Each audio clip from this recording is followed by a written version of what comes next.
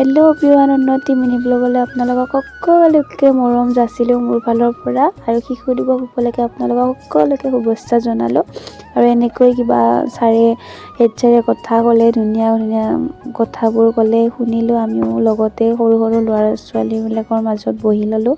তেনেকৈ গান গাব ক'লে, গানো গালে আমাৰ লগৰ এজনীয়ে। তাৰপিছত এনেকৈ আমি বিলাক বহি আছোঁ আৰু বহুত দিনৰ মূৰত যিহেতু ভিডিঅ' দিছোঁ, আপোনালোকৰ পৰা অলপ ছাপোৰ্ট পাম বুলি আশা থাকিল।